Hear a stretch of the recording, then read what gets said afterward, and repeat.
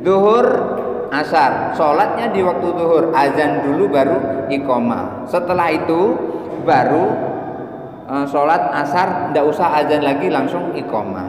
Tetapi ketika kita sholat duhurnya itu adalah di waktu asar, maka tidak usah azan.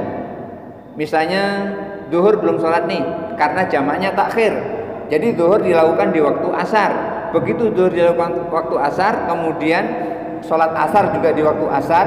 Yang di sini boleh sholat asar dulu baru duhur, atau boleh duhur dulu baru asar. Jadi kalau jamaah, kasih tahu jamaah, bapak-bapak, kita karena yang punya waktu ini adalah sholat asar, maka kita sholat asar dulu baru sholat duhur. Boleh seperti itu, tapi jamaah harus tahu. Jangan diam aja itu, nanti orang imamnya sholat asar.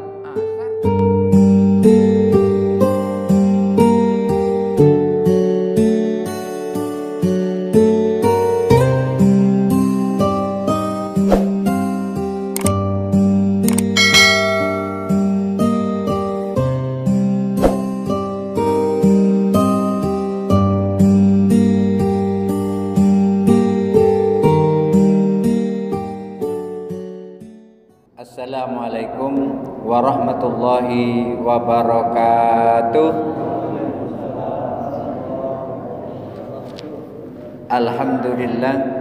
Alhamdulillahi nasta'inuhu wa nastaghfiruh wa na'udzu billahi min syururi anfusina wa min sayyiati a'malina.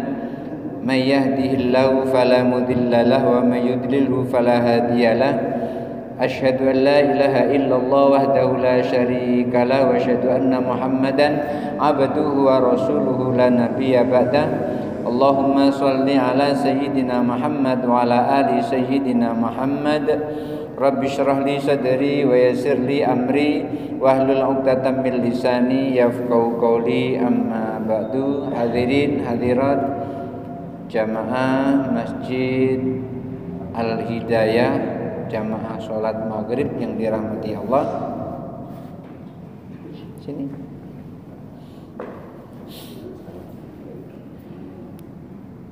Kita teruskan pengajian kita yang lalu. Kemarin kita membicarakan tentang bagaimana kalau seandainya sholatnya itu ketinggalan atau sholatnya itu sholat qadha.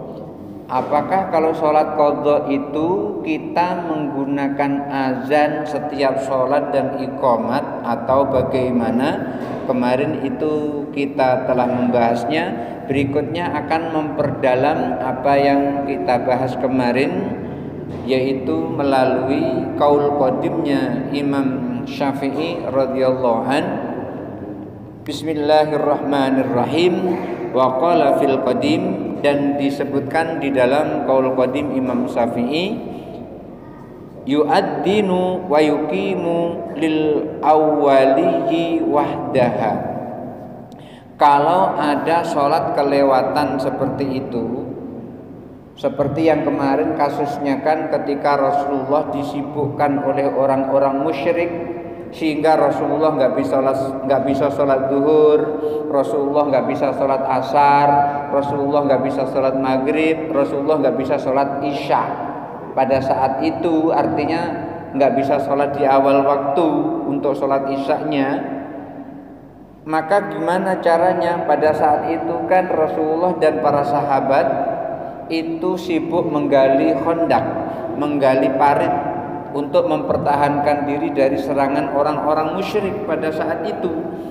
Maka Rasulullah nggak bisa sholat duhur, asar, maghrib, isya di awal waktu, nggak bisa.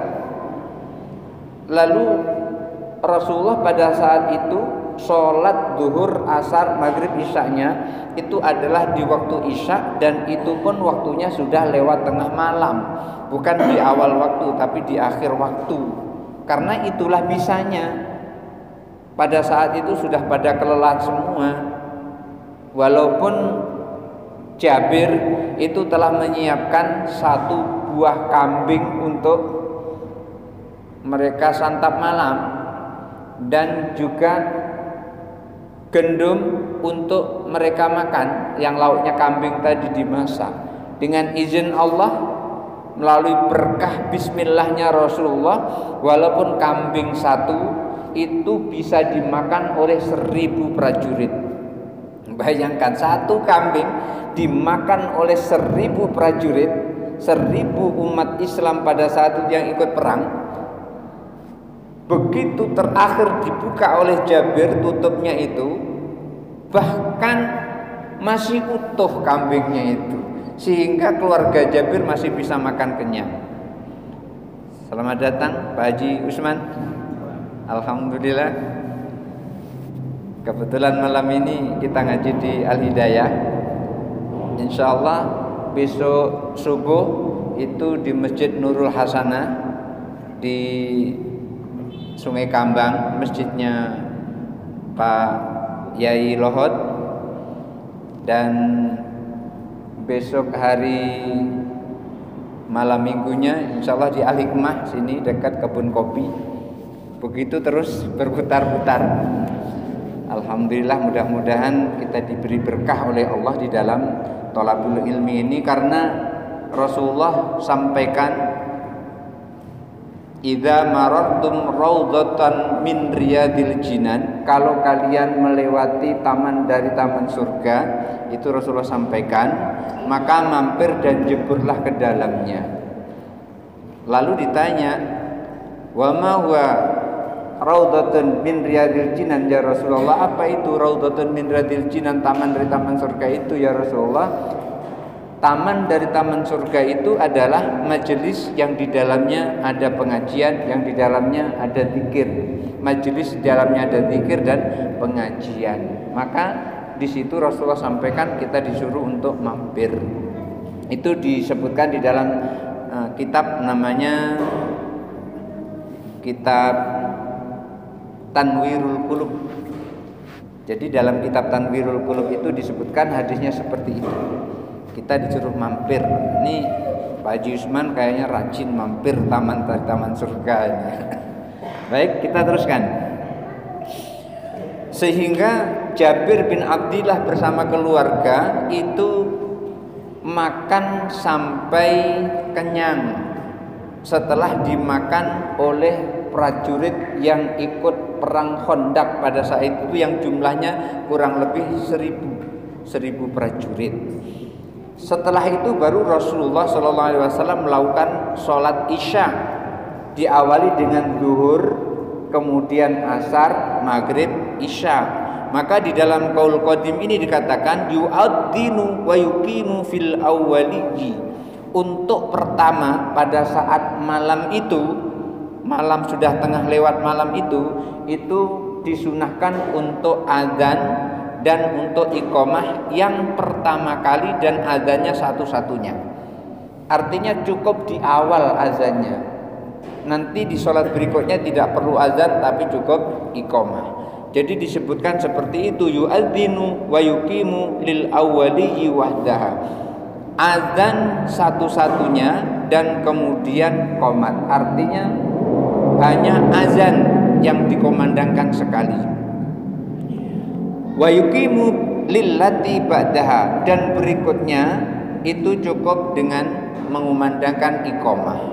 Yang pertama azan untuk melaksanakan sholat zuhur, setelah itu baru iqamah. Nanti maghribnya baru iqamah, tidak azan lagi. Wa dalilu alaihi, dalilnya tentang yang dilakukan pertama-tamanya atau satu-satunya azan itu adalah di awal, kemudian berikutnya adalah iqamah, adalah maruya Abdullah bin Mas'ud. Berdasarkan riwayat dari Abdullah bin Mas'ud, annal musyrikina saghalun nabiyyi sallallahu alaihi wasallam, annal musyrikina saghalun nabiyya sallallahu alaihi wasallam. Salah baca tadi, syaghalu itu artinya menyibukkan. Dan di sini adalah fi'il muta'addi. Fi'il muta'addi itu perlu dengan maf'ulun bih, maka kedudukan an-nabi di sini adalah maf'ulun bih, maka tidak boleh dibaca nabiyyi, tidak boleh dibaca nabiyyu, membacanya nabiyya karena dia adalah maf'ul mansubun bil fathati, mansub dengan fathah. annal musyrikina syaghalun nabiyya sallallahu alaihi wasallam, bahwa Nabi sallallahu alaihi wasallam disibukkan orang-orang musyrik, atau orang-orang musyrik menyibukkan Nabi sallallahu alaihi wasallam an arba'i shalawatin, dari sholat 4 waktu. Jadi Nabi diganggu sehingga tidak bisa sholat 4 waktu. Apa 4 waktu itu? Zuhur, asar, maghrib, isya. Pada saat itu Nabi nggak bisa sholat sama sekali, karena kalau sholat ya tentu akan diserang oleh orang-orang musyrik. Oleh karena itu, mana yang diutamakan? Melawan musyrik, melawan orang-orang kafir yang memerangi, atau kita sholat pada saat itu? Kalau kita sholat pada saat itu, ya tentu gampang sekali dibunuh oleh musuh dalam keadaan sholat. Kita nggak bisa melawan, kan? Oleh karena itu lebih diutamakan melawan dulu.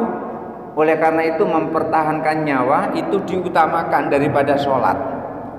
Misalnya ada tiba-tiba lagi sholat di masjid, ada gempa, dan gempa itu diperkirakan masjid itu akan rubuh saking kencangnya gempa, maka lebih diutamakan kita keluar dari masjid itu. Kalau kita yakin itu tidak apa-apa, ya nggak apa-apa tegak di masjid itu. Tapi kalau kita nggak yakin, kita yakin rubuhnya masjid itu, lebih baik keluar, karena menyelamatkan nyawa itu lebih utama daripada sholat. Kalau selamat nyawa kita, kita bisa sholat. Tapi kalau nggak selamat nyawa kita, kita disolatin. Nah itu bedanya. Kalau selamat bisa sholat, nggak selamat nggak bisa sholat, yang ujung-ujungnya kita disolatin. Rasulullah disibukkan oleh orang musyrik 4 waktu sholat, hatta dhahaba minal laili masyaallahu, sehingga hatta itu artinya sehingga, dhahaba telah pergi, minal laili dari sebagian malam, masyaallahu sesuai dengan apa yang dikehendaki oleh Allah. Allah berkehendak. Artinya begini, Rasulullah tidak bisa sholat 4 waktu itu sampai tengah malam melewat sesuai dengan kehendak Allah. Memang Allah mendaki seperti itu. Tujuannya apa? Tujuannya untuk mengajari kita semua, kalau terlewat waktu dalam keadaan sibuk, dalam keadaan memang tidak bisa sholat, begitulah caranya kita melakukan sholat seperti yang dilakukan oleh Rasulullah SAW. Nah, ketika waktu malam telah berlalu dan kondisi sudah kondusif, artinya serangan dari kaum musyrikin itu diperkirakan itu sudah reda, sudah aman, maka pada saat itu fa'amaron Nabi sallallahu alaihi wasallam Bilalan. Lalu Nabi menyuruh kepada Bilal. Bilal disuruh apa? Fa'adzana, disuruh untuk mengumandangkan azan. Maka fa'adzana, Bilal pun mengumandangkan azan pada saat sebelum melakukan sholat isya pada malam itu. Pada waktu itu diawali dengan sholat zuhur. Sholat zuhur di malam hari ini, sholat zuhurnya di malam hari. Di barangkali kalau dihitung jam sekarang, sholat zuhurnya itu sudah lewat jam 12 malam. Sholat zuhurnya. Bilal disuruh mengumandangkan azan, lalu Bilal mengumandangkan azan, summa aqama, lalu Bilal mengumandangkan iqamah, Allahu akbar, Allahu akbar, asyhadu an la ilaha illallah, asyhadu anna Muhammadar Rasulullah, dan seterusnya. Fa shallat zuhra, lalu pada malam itu Rasulullah bersama para sahabat sholat zuhur berjamaah. Azan dulu, kemudian iqamah, baru sholat zuhur berjamaah. Setelah selesai sholat zuhur berjamaah, assalamualaikum warahmatullahi, assalamualaikum warahmatullahi, apa yang terjadi? Tsumma aqama, lalu Bilal tidak azan, Bilal langsung qomat, Allahu akbar, Allahu akbar, asyhadu an la ilaha illallah, asyhadu anna Muhammadar Rasulullah, dan seterusnya. Fasallal asra, lalu Rasulullah dan para sahabat melakukan sholat asar pada malam itu. Setelah melakukan sholat zuhur, selesai sholat asar, aqama, lalu Bilal mengumandangkan iqamah lagi. Fasallal maghriba, lalu Rasulullah dan para sahabat melanjutkan sholat zuhur sudah, asar sudah, kemudian maghrib. Tsumma aqama, setelah maghrib selesai sholat salam, lalu Bilal mengumandangkan iqamah lagi, menyampaikan iqamah lagi, fasallal isya'a, lalu sholat isya. Pada saat itu sesungguhnya yang punya waktu adalah isya. Tetapi karena ini Rasulullah tidak bisa sholat pada saat duhur, asar, maghrib, maka diurut oleh Rasulullah duhur dulu, baru asar, baru maghrib, baru isya. Tapi kalau kita mengqadha sesungguhnya boleh isya dulu, baru duhur, asar, maghrib, boleh juga seperti itu. Tetapi karena urutannya ini adalah duhur dulu, duhur, asar, maghrib, isya, Rasulullah melakukan seperti itu. Tetapi azannya cuma yang di awal sebelum sholat duhur. Sholat duhur, sebelum sholat duhur azan, udah tuh iqamah, sholat duhur, sudah itu salam, iqamah lagi, sholat asar, salam, iqamah lagi, sholat maghrib, salam, iqamah lagi, baru sholat isya. Itu yang dilakukan oleh Rasulullah pada saat selesai menggali parit, menggali khandak pada saat itu di tengah malam itu. Wali annaha shollatani jamma'ahuma fi waqtin wahidin. Kenapa kok satu azan seperti itu? Ini dijelaskan oleh Abu Ishaq Ibrahim bin Ali bin Yusuf As-Sirazi, penyusun kitab ini. Azannya cuman di awal itu karena itu adalah dua sholat yang digabung. Artinya sama dengan jamak. Sholat zuhur dijamak dengan asar, sholat maghrib dijamak dengan isya. Itu jangan sampai salah gabung ya, jangan sampai salah gabung. Zuhur itu kawannya adalah asar kalau jamak, maghrib kawannya isya. Jangan sampai nanti aku mau jamaah akhirnya asar dengan maghrib, itu enggak ada kawannya, itu bukan kawannya. Jadi kalau mau menjamak zuhur dengan asar, maghrib dengan isya, jangan coba-coba jamak maghrib dengan asar dengan maghrib. Tidak benar yang seperti itu. Karena ini adalah merupakan dua sholat yang dijamak, maka azannya cukup yang pertama, berikutnya cukup iqamah saja. Fakanata, maka dua sholat yang dijamak ini bi adzanin wa iqamataini, itu dengan satu adzan dan dua iqamah. Satu adzan dan dua iqamah. Adzan pertama untuk zuhur, kemudian iqamah untuk zuhur, baru iqamah untuk asar. Jadi dua iqamah. Jadi zuhur, asar, satu adzan, dua iqamah. Karena ini maghrib dan isya gabung kepada waktu zuhur dan asar tadi, maka maghrib pun cukup satu iqamah dan isya satu iqamah. Itu karena dijamak, itu seperti menjamak dua sholat menjadi satu. Kal maghribi wal isya'i bil Muzdalifati, sebagaimana yang dilakukan oleh Rasulullah SAW ketika di Muzdalifah. Bapak tahu Muzdalifah kan? Muzdalifah itu adalah tempat ketika dilewati setelah orang-orang wukuf di Arafah.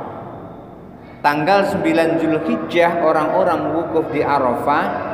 Kemudian setelah tanggal 9 Zulhijjah matahari terbenam, itu berguyur orang-orang berjalan menuju ke Muzdalifah. Di situ mabit sebentar sampai tengah malam. Begitu tengah malam baru berjalan lagi menuju ke Mina. Nah, di Muzdalifah ketika di Arafah tidak sempat sholat maghrib, di Arafah tidak sempat sholat maghrib karena sholat maghrib dalam keadaan sedang berjalan menuju ke Muzdalifah, maka sholatnya bisa dijamak di Muzdalifah, baik itu jamaknya jamak takdim maupun jamak takhir. Kalau sholatnya itu adalah di waktu isya, maka jamaknya jamak takhir. Kalau sholatnya di waktu maghrib, jamaknya jamak takdim, didahulukan gitu. Seperti halnya Rasulullah SAW ketika di Muzdalifah itu sholatnya digabung antara maghrib dengan isya atau dijamak. Oleh karena itu satu azan dua iqamah. Fa'inan Nabi SAW, karena Nabi SAW sallahuma melaksanakan sholat keduanya maghrib dan isya di Musdalifah itu biadanin wa iqamataini, dengan satu adzan dan dua iqamah. Wa qala fil imla, kemudian Abu Ishaq itu mengambil penjelasan lebih lanjut lagi di dalam sebuah kitab namanya Al-Imla. Al-Imla ini juga karya Imam Syafi'i. In ammala ijtima'an nasi, kalau mengharapkan orang-orang berkumpul, adzana, maka boleh azan. Kalau mengharapkan orang-orang berkumpul, jadi ketika kita sholat kemudian mengharapkan orang kumpul sama-sama sholat, maka komandangkan azan. Wa aqama, setelah itu baru iqamat. Wa in lam yu'ammil, kalau tidak mengharapkan orang berkumpul, aqama, cukup mengumandangkan iqamah. Jadi ketika kita di sini nanti maghrib selesai kemudian terus isya, begitu isya kita masih mengharapkan orang-orang yang di luar datang untuk kumpul di sini untuk melakukan sholat isya berjamaah bersama-sama, maka komandangkan azan. Tapi kalau tidak, cukuplah yang ada di sini, diperkirakan sudah nggak ada lagi yang datang, maka cukuplah kita iqamah. Jadi azan itu gunanya adalah untuk mengharapkan orang-orang berkumpul melakukan sholat. Kalau tidak ada harapan orang-orang berkumpul melakukan sholat di satu tempat, maka tidak usah azan, cukup iqamah saja.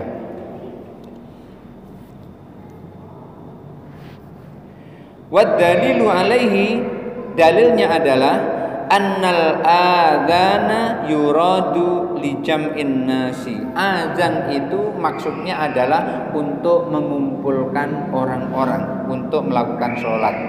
Jadi itu tujuannya azan itu, untuk mengumpulkan orang-orang untuk melakukan sholat berjamaah. Fa idza lam yu'ammil al-jam'a, kalau tidak mengharapkan kumpulnya orang-orang itu, lam yakun lil adzani wajhun, maka ada pendapat tidak usah azan. Kalau tidak perlu mengumpulkan orang, ya cukup yang ada di sinilah. Seperti ketika di Arafah itu kan memang sudah kumpul semua di situ, maka tidak perlu azan lagi, nggak apa-apa, karena sudah kumpul semuanya. Wa idza ammala, kalau memerlukan atau kalau kita menginginkan orang pada berkumpul, kana lahu wajhun, maka ada pendapat kumandangkan azan. Kalau cukuplah yang ada ini yang sholat, cukup iqamat. Tapi kalau kita masih mengharapkan ada orang yang di luar sana datang, maka kita perlu azan. Jadi azan ini untuk memanggil orang berkumpul untuk melakukan sholat. Ini ada dua pendapat. Pertama, kalau memang itu perlu orang-orang datang, kita mengharap datang, azan. Yang kedua, kalau tidak perlu mengharap orang datang, maka tidak usah azan, cukup iqamah. Qala Abu Ishaq menyampaikan pendapatnya, wa ala hadzal qauli, maka berdasarkan pendapat ini, maksudnya berdasarkan pendapat kalau mengharapkan orang hadir itu adalah azan, kalau tidak mengharapkan orang hadir tidak usah azan, cukup iqamah saja. As-sholatul hadiratu, sholat yang pada saat sekarang ini, maksudnya sholat pada saat itu, misalnya nanti maghrib udah lewat kemudian terus isya, maka pada saat isya nanti sudah masuk, maksudnya seperti itu. Maka yang seperti itu juga idza ammalal ijtima'a laha, kalau kita mengharapkan orang kumpul untuk melakukan sholat seperti itu, adzana, maka kita kumandangkan azan. Salah satu di antara kita, jangan semuanya memandangkan azan, salah satu saja. Makanya kemarin disampaikan manfaat orang yang azan itu adalah sangat besar sekali. Dia memperoleh pahala sebanyak orang yang datang melakukan sholat, karena dia azan itu memanggil orang dan mengajak orang untuk melakukan sholat, maka ia memperoleh pahala sebanyak orang yang sholat itu. Maka dikatakan azan itu lebih utama daripada jadi imam. Jadi imam tidak layaknya seperti makmum. Pahalanya sama seperti makmum. Tidak ada lebih tinggi pahalanya jadi imam. Sama pahalanya sama dengan kalau menurut satu riwayat itu ada 27 derajat. Imam dapat pahala 27 derajat, makmum juga 27 derajat. Ada riwayat lain itu dapat 25 derajat. Makmum juga dapat 25 derajat. Artinya 25 kali lipat dari sholat sendirian. Antara imam dan makmum itu sama. Yang berbeda itu adalah muadzin.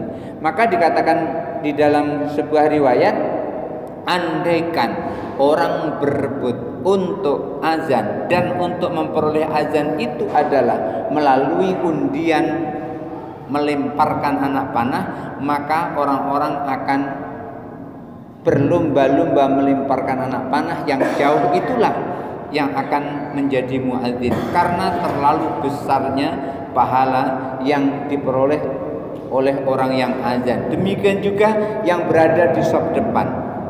Andaikan orang tahu manfaat dan pahala orang yang sholat di saf depan ini, niscaya orang berebut akan sholat dan berada di saf depan.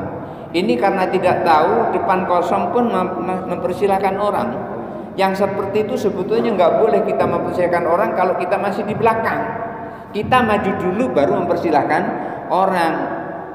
Yang satu ini yang tidak boleh. Kalau makan boleh, kalau makan kita belum makan mempersilahkan orang lain dulu, nggak apa-apa kalau makan. Kalau sholat jangan mempersilahkan orang lain dulu, kita dulu maju ke saf depan baru mempersilahkan orang. Kita masih di belakang, silakan Pak. Jangan, kita dulu yang maju, tapi dengan syarat tidak menyakiti. Karena berada di saf depan itu hukumnya tidak wajib tapi sunnah dan akan memperoleh pahala yang besar.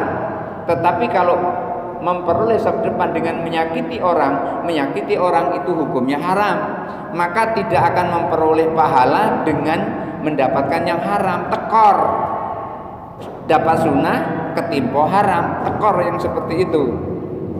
Oleh karena itu ketika nanti ada saf yang depan ini kosong, cepat maju. Ternyata di sebelahnya masih bisa masuk, panggil orang sebelahnya. Ketika kita manggil orang sebelahnya dan orang itu masuk maju ke depan, jangan khawatir. Satu orang yang kita suruh, kita pun mendapat pahala sebesar orang yang kita suruh itu. Man dalla ala khairin falahu mithlu ajri fa'ili. Siapa orang yang menunjukkan kebaikan kepada seseorang, maka ia akan memperoleh pahala seperti orang yang kita tunjukkan itu tanpa mengurangi pahalanya sedikit pun. Dia dapat 1, kita dapat 1. Dia dapat 100, kita dapat 100. Jadi ini satu-satunya yang tidak boleh kita nyuruh orang lain maju ke depan, itu adalah saf pertama. Kecuali kalau kita sudah ada di saf pertama baru nyuruh orang. Kita masih di belakang ini kadang-kadang, silakan. Kadang-kadang begitu. Ini artinya apa? Nggak mau mencari keuntungan. Keuntungan malah diberikan kepada orang. Sama dengan puasa Senin Kemis. Ya sudah Bapak aja puasa. Dia nggak puasa, ya otomatis yang puasa yang dapat keuntungan. Kita nggak puasa nggak dapat keuntungan. Seperti maju ke depan. Dia yang maju ke depan yang dapat keuntungan, kita yang di belakang yang nggak seuntung yang ada di depan. Jadi seperti itu. Ya. Jadi kalau sholat pada saat itu nanti masuk isya sudah datang, itu kalau kita masih mengharapkan orang datang maka kita azan. Wa aqama, kemudian iqamat. Wa in lam yu'ammil, kalau seandainya kita tidak mengharapkan lagi orang datang, umpamanya biasanya kita azan ya segitulah orangnya, nggak ada yang datang. Kita tidak azan juga segitulah orang yang datang untuk sholat berjamaah. Maka kalau seandainya tidak mengharapkan orang tidak datang seperti itu, kita tidak mengharapkan orang datang karena diharapkan juga tidak datang, maka tidak usah azan, aqamat saja. Walam yu'adzin, tidak usah azan. Fa in jama'a baina sholataini, kalau ia menjamak di antara dua sholat. Misalnya gini, kita ini sedang sholat jamak maghrib isya, Maka pada saat itu kita tidak usah azan untuk manggil orang, karena orang yang datang itu belum tentu sholatnya jamaah seperti sholatnya kita. Jadi cukup iqamah saja. Umpamanya bapak sedang serombongan ini, bapak serombongan sedang ziarah Wali Songo umpamanya, kemudian terus sholat di satu masjid. Di masjid ini sholat maghrib, kemudian sholat maghribnya itu sudah hampir selesai, sudah biarkan selesai saja.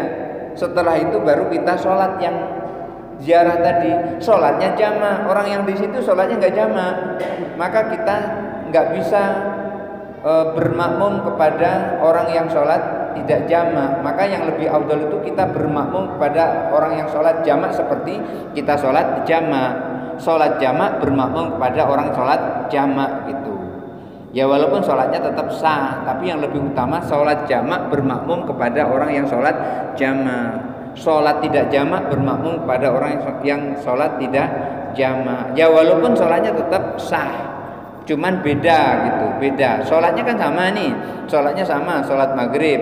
Kecuali kalau kita nggak tahu, itu kita harus tahu dulu.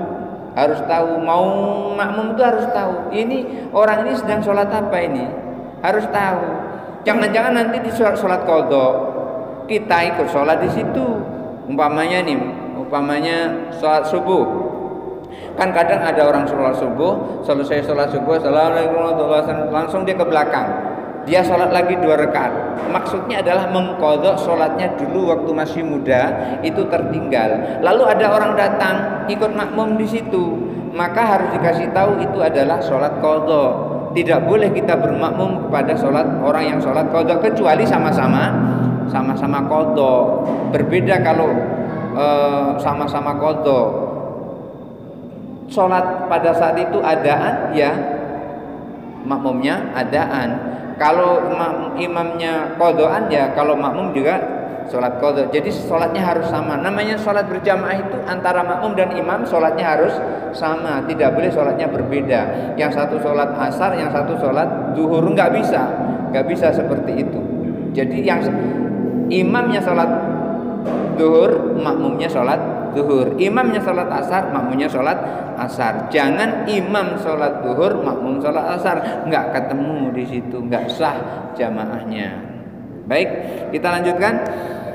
Fa in jama'a bainahuma fi waqtil awwali, kalau menjamaknya itu di waktu yang pertama, maksudnya gini, kita sholatnya zuhur dan asar, menjamaknya di waktu zuhur itu namanya di awal waktu. Yang seperti itu, kalau menjamaknya di waktu yang pertama minhuma dari 2 sholat zuhur, adzana wa aqama, maka disunahkan untuk adzan kemudian iqamat. Contohnya zuhur, asar, sholatnya di waktu zuhur, asarnya juga di waktu zuhur. Sholat asar dulu maka azan, kemudian baru iqamah.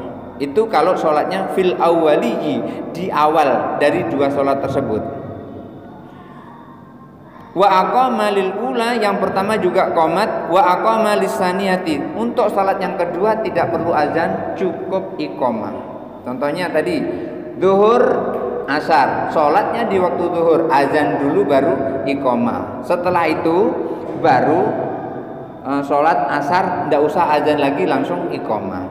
Tetapi ketika kita sholat zuhurnya itu adalah di waktu asar, maka tidak usah azan. Misalnya zuhur belum sholat nih, karena jamaknya takhir, jadi zuhur dilakukan di waktu asar. Begitu zuhur dilakukan waktu asar, kemudian sholat asar juga di waktu asar.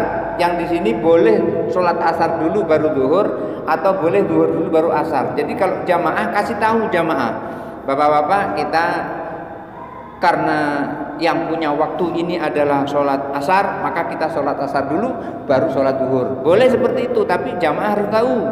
Jangan diam aja itu, nanti orang imamnya sholat asar, makmumnya sholat zuhur. Makanya harus ada kesepakatan dulu sebelumnya. Oleh karena itu, ketika orang berimam dan bermakmum, kedua-duanya harus satu misi, satu visi, istilahnya begitu. Sholatnya zuhur, makmumnya zuhur. Sholatnya asar, imamnya asar, makmumnya juga asar.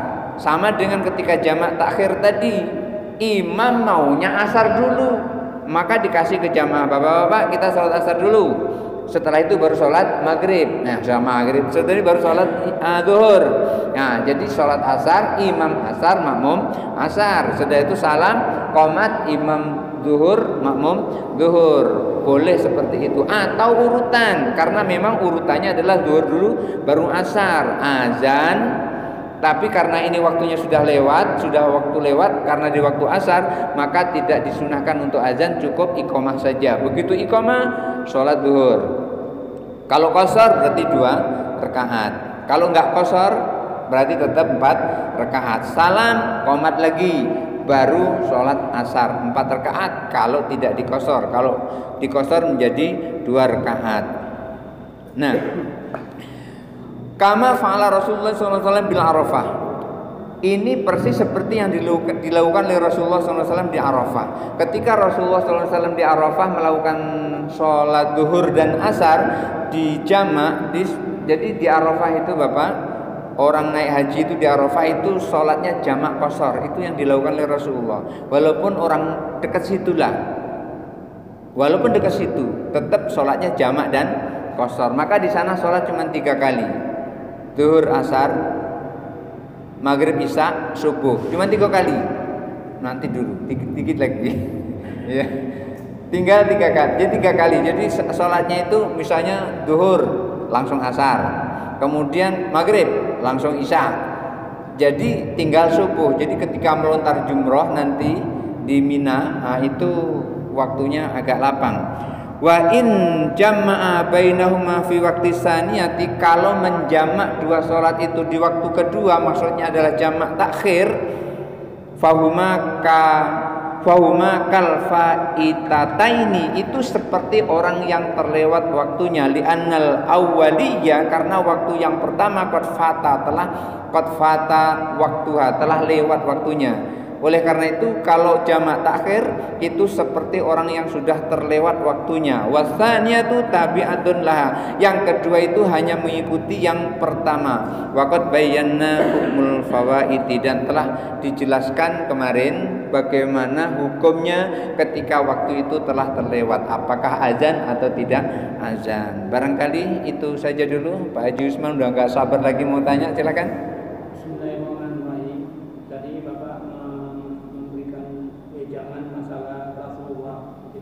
Masalah perbuatan Rasulullah melaksanakan sholat zuhur, asar, maghrib, isya di tengah malam jam 12 malam.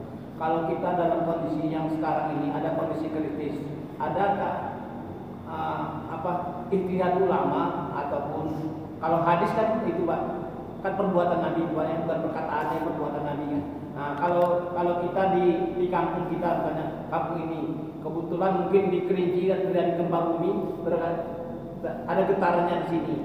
Nah, kita dalam kondisi yang kritis itu, ada ijtihad ulama ataupun imam yang 4 ini yang mensyariatkan ini Pak, sholat yang kondisi. Oh gitu ya. Apakah menjamak 4 sholat dalam satu waktu ini sebetulnya mengqadha 4 sholat dalam satu waktu ini masih berlaku sampai sekarang? Jawabannya adalah berdasarkan hadis ini masih berlaku. Jadi Abu Ishaq menjelaskan seperti ini supaya ketika kita memiliki kesulitan yang sama seperti yang dilakukan oleh Rasulullah, tidak usahlah yang perang seperti itu. Saya umpamakan gini saja. Ketika ada orang yang menggali sumur, begitu menggali sumur itu kedua-duanya masuk ke dalam sumur, sulit naik ke atas dan nggak bisa menghubungi orang. Ternyata mulai dari zuhur, asar, maghrib, isya, ternyata malam hari itu ada keluarganya yang merasa kehilangan, kok nggak balik-balik keluarganya. Akhirnya didatangi galian sumur itu, ternyata ditengok ada 2 orang dalam sumur tuh. Nah yang seperti itu terus akhirnya minta tolong tetangga kanan kiri, diulurkanlah tangga ke bawah, lalu akhirnya dia naik. Nah pada saat naik seperti itu, mau nggak mau dia sholat seperti itu tadi, zuhur dulu, asar, maghrib, isya. Kan nggak mungkin sholat di dalam sumur, kan nggak mungkin. Mau sujud ke dalam air itu kan nggak mungkin itu. Jadi itu masih berlaku sampai sekarang apabila kondisinya memang diukur atau dikiaskan kepada yang dilakukan yang terjadi pada Rasulullah ketika diganggu oleh kaum musyrikin tadi. Sebetulnya andaikan pada saat itu Rasulullah mau sholat khauf itu masih bisa. Sholat khauf, gimana sholat khauf itu? Sholat khauf itu adalah ketika imam yang satu di depan, kemudian di belakang ini ada misalnya dua baris sholat, maka yang satu ruko, yang di belakang ini masih tegak. Nanti ketika yang di depan ini sudah selesai, kemudian berdiri lagi, yang di belakang baru ruko. Pokoknya gantian berjaga begitu. Begitu musuh datang, ya harus tinggalkan sholat itu. Kasih tahu Allahu Akbar, musuh datang, rame-rame berperang di situ. Dan sahabat itu ketika ada siaran jihad, Masya Allah, itu seperti laron. Bapak tahu laron? Laron itu kalau ketemu lampu semprong, itu diserang lampu semprong datang, dia nggak peduli kalau bakalan mati di situ. Makanya dikatakan di dalam kitab Dinul Islam, sahabat itu seperti laron kalau perang jihad fisabilillah. Jadi yang dicari itu matinya di dalam jihad itu. Maka seperti panglima perang Tariq bin Jihad atau Jabal Tariq itu yang terkenal dengan Tariq itu Saifullah, pedang Allah itu di seluruh tubuhnya ini nggak ada terlewat luka-luka pedang itu. Jadi banyak luka-luka pedang yang ada di tubuhnya itu. Jadi ini merupakan kebanggaan orang-orang yang syuhada itu tadi. Jadi masih berlaku ketika memiliki kondisi yang sama seperti yang dilakukan oleh Rasulullah tadi. Dan saya umpamakan seperti orang yang sedang menggali sumur, kemudian terjerembab di dalam sumur itu dan tidak ada yang menolong kecuali pada saat keluarganya merasa kehilangan, baru dicari, ternyata ada di situ, diselamatkan, baru sholat zuhur, asar, maghrib, isya. Barangkali itu saja dulu. Mari kita sudahi dengan sama-sama baca doa. A'udzubillahi minasyaitonirrajim. Bismillahirrahmanirrahim. Alhamdulillahirabbil alamin. Allahumma shalli ala sayyidina Muhammad wa ala ali sayyidina Muhammad wa sallim. Radhiyallahu ta'ala an sadatina Rasulillahi ajmain. Allahumma ighfir lana dzunubana wa liwalidayna warhamhuma kama rabbayana shighara. Allahumma ij'alna mahbubina fi qulubil mu'minina wal mu'minat wal muslimina wal muslimat wa basyirna wa ballighna wa bil ghina ila mi'atin wa 20 sanatan wallahu khairun hafidza wa huwa arhamur rahimin. Allahumma nawwir qulubana bi nuri hidayatika kama nawwartal arda bi nuri syamsika wa qamarika abadan abada. Allahumma ij'alna fahman ka fahmin nabiyyin wa hifdzan ka hifdzil mursalin ka ilmin malaikatil muqarrabin bi rahmatika ya arhamar rahimin. Rabbana atina fid dunya hasanah wa fil akhirati hasanah wa qina adzabannar. Wa sallallahu ala khairi khalqi Muhammadin sallallahu alaihi wasallam ala alihi washabihi ajmain. Subhana rabbika rabbil izzati amma yasifun wa salamun alal mursalin walhamdulillahi rabbil alamin. Hadanallahu wa iyyakum ajmain. Wallahul muwaffiq ila aqwamit thariq. Wassalamu alaikum warahmatullahi wabarakatuh.